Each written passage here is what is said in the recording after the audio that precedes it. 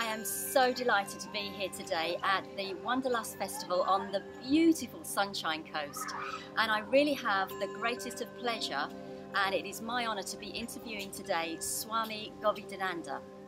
Now, Swami Govindananda travels around the world to many of these Wanderlust festivals, bringing with him his spiritual teachings of yoga of the mind, the body and the soul. Now, Swamiji, as he's known, brings his spirituality, brings his talks and his amazing presence. So Swamiji, thank you very much. You've not always been Swamiji. Who were you before Swamiji, and what was your life like before you became Swamiji? Well, I grew up on the east coast of New Zealand in a place called Napier, and it's a beautiful environment, a bit like Noosa and so on, very sunny and nice beaches and so on. But as a young man, I felt that I needed to feel the rhythm of life. I wanted to feel the passion of life. Why am I here? Where have I come from? That might sound crazy, but as much as I love my mum and dad, I felt that there's more to me than just starting when I was born. And what happens after death? So I ended up crossing the ditch like all New Zealanders to Sydney, Australia. And in this house, it was an old governor's mansion in Randwick, Sydney. And here was a library, excuse me, of these wonderful, wonderful books like Yogananda Paramahansa, Ramakrishna Paramahansa. And when I started reading these books about the Indian mystics, the yogis, the sages, the rishis, the guru, I thought, oh, these blokes, they're actually talking about what I want to discover. So one thing led to another. I ended up going to India and studying with an extraordinary spiritual master in the last 5,000 years of Indian history. And he brought me in and said, live in the ashram, which was between Lucknow and Allahabad in rural India, and study. Learn the great philosophies, the Gita, the Ramayana, the Bhagavatam, learn meditation, the philosophies, stay here and grow. And so I did. So how old were you when that happened? Well, I just turned 22 when I met a visiting Swami through New Zealand, who, kind of like myself, was touring the world giving classes to introduce to his guru, who of course became my guru, Jagadguru Sri Kripalaji Maharaj. So 22 years of age is quite young, but it wasn't until 1982, about 7 years later, that I actually got to India. Even though I was fully on board from day one. I had things I had to do, I suppose, but when I got there in 82, that's when I was invited to live there. Do you feel that you've reached a point where you know it all, or do you feel that you've still got lots to learn? Well, you know, one of the reasons why I was attracted to my guru was because I had met all different kinds of teachers, and none of them felt deep enough. So I thought I would love to be in the company of a personality whom I could spend a life with and still feel I hadn't plummeted the depths. And so Sri Maharaji, as we call him, is such a towering personality. He fulfilled that wish of mine in that after over 40 years of his company, I still feel that there's so much more he could teach me. So I lived 4 years in India, full-time, studying Sanskrit and Hindi and music and philosophy and meditation and being in his company.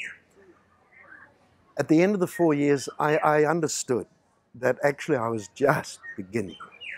And you know, you learn what you teach. So dressed in these very colorful robes of a Swami, I set off into the West to start teaching the theory of what I had been taught. But the practical side, the experiential side, that was to follow. And it is following. And it's a wondrous journey. And I wouldn't swap it for anything. How is it that you can bring that teaching to the Western world with all of our kind of ideas and, you know, the busy lives that we lead?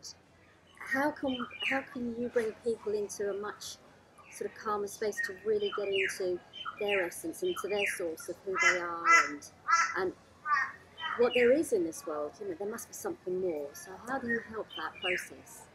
Well, you know, I have a lot of brother and sister Swamis who are Indian and they speak to the Indian community.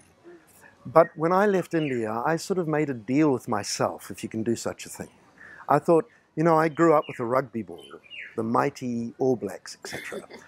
And I am of, you know, the South Pacific, Australasia.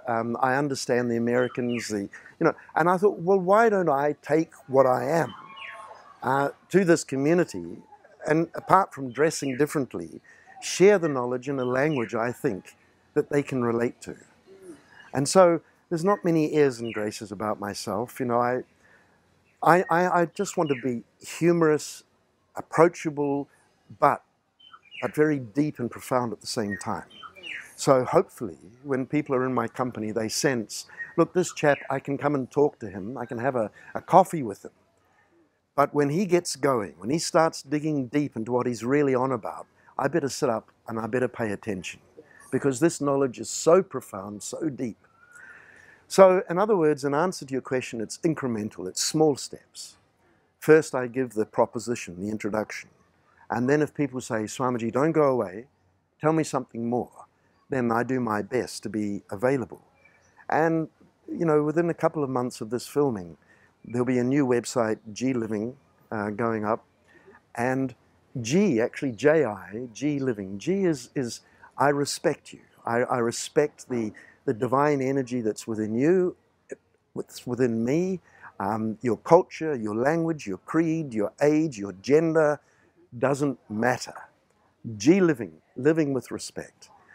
So this website is very close to coming to fruition. And into this chalice, I have poured all the knowledge and the teachings that I learned and am learning from my guru in India.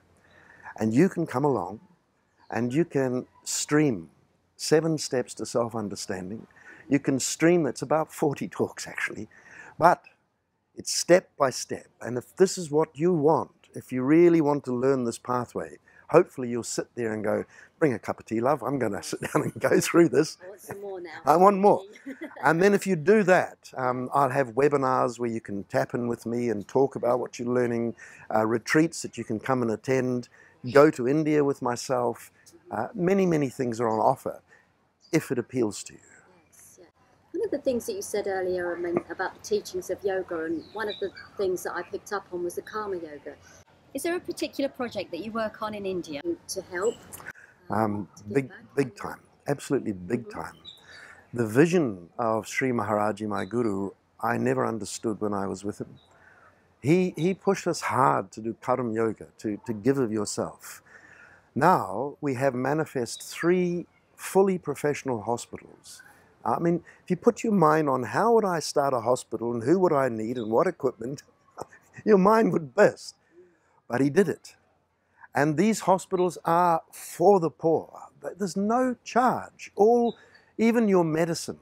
And he's got a hybrid of allopathy, which is Western medicine, then naturopathy, homeopathy, Ayurveda. Even the patients do yoga down the aisleways of the hospital beds. There's shiatsu meditation. And these are there's women's medicine, there's operations, it's just mind-boggling. So 3 fully funded hospitals entirely free to the poor. And then girls' schools. 3 girls' schools. 3,000 students who come from mud houses with thatched roofs. They had to convince the parents, come. And they're taken right up to university level by the curriculum of the Indian government.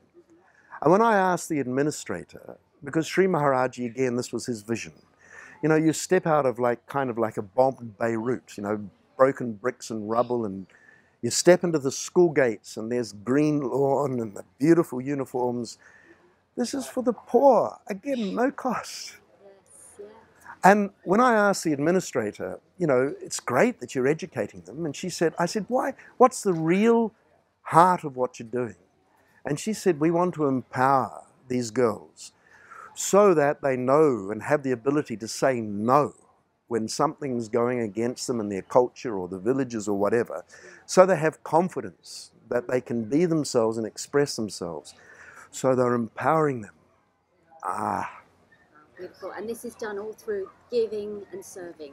yes. So what I do, of course, the highest charity is to help a person supernaturally, in the sense that they understand about the soul, about the life and flow of birth and death, about the aim of life, the importance of consciousness and good diet, good movement.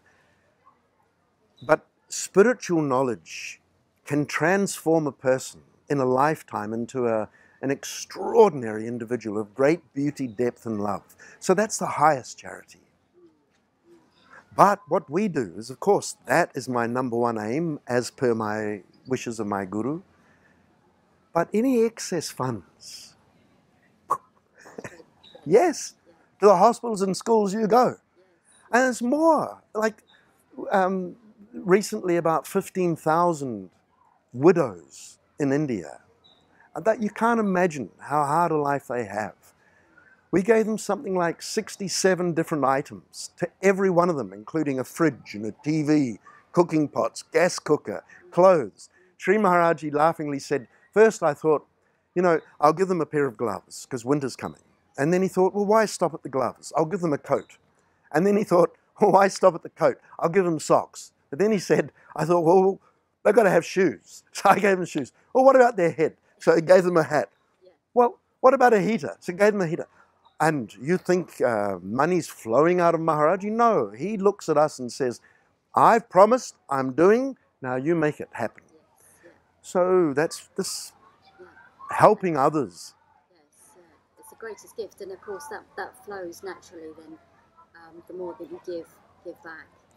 So tell me, Swamiji, what is the heart of your message to the people that are watching this now? What is that real, core heart of what you're trying to achieve? There are three great messages that I like to give, illusions if you like. One is we take that to be permanent, which is impermanent. That means we live here as if we'll always be here, but we won't, and we know that. We know that death's going to come. So just think about permanency and impermanency. Bring death into your life and understand it instead of being fearful of it, the great unknown. Make it part of your life so that as you live, so you'll die. Joyfully, I hope. Secondly, we think ourselves to be the body. This is my name, this is my gender, this is my nationality, this is my personality. But we are the Atma, the soul. This body's made of the 5 elements. And without the soul, our body is not conscious, it's not sentient, it's just dirt. And the soul will leave, and the body will atrophy and go back earth to earth, water to water, and so on. So that's the second great message. Understand that the energy that empowers the body, even your mind, this is the mystery of life. Understand that.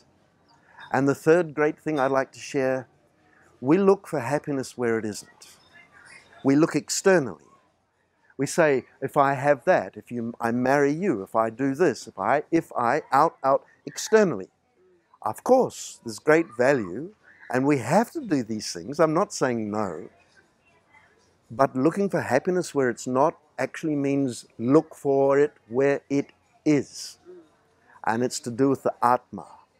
And the soul, the Atma, it's part of the Para Atma. Para means complete, the whole. Now, these are big concepts, right? But if people thought about these three things, taking that to be permanent, which is impermanent, thinking yourself to be the body when you are the soul, the Atma, and looking for happiness and love actually where it isn't. Learn to understand the mysteries of the nature of the soul and its relationship with this infinite space of which we are a part. And then the yogis, the rishis, the sages, the guru, the Gita, the Bhagavatam, the Veda, all of these extraordinary knowledges that come out of India. They'll say, are you ready to learn this? Oh yes, chalo, as they would say, come on. Chalo. Yeah, which means, come on, let's go. Right. let's learn it. And do you have to dress like me and have a grey beard? As beautiful as I may be. No. And why would you? Walking like a spiritual totem pole down the main street, where's your privacy? No, no, no, no. Stay as you are, look after your family, pirouette, yoga, make movies, whatever. That's just action. Don't change that. Change internally. Wow, that's an incredible amount of information for us to think about. And tell me something, if people want to find out more, I understand that you've got a new website that you're launching in a couple of months. Tell us about that. Well, look, we are. I mean, if you come to the site, as promised, the heart of the site is 7 steps to self-understanding. So you can have it audio or video. If you do that, on each of those steps, which is about 6 programs, 6 talks, I'll run a webinar to talk about what you've been studying. There'll be meditation. There'll be little grabs of stories and so on, all to enthuse you. And if you put up your hand and say, Swamiji, I want more, I will not turn you away. And you want more? Come on, cello. And I'll take you to India if you want. I'll invite you to a retreat if you want. You have to tell me. I'm trying to inspire the desire for you to know. But that's your business. You have to say, actually, I am interested. Then fine. If you're not, fine. It's been such a pleasure talking to you. Thank you so much. Namaste. Pranam. Thank you.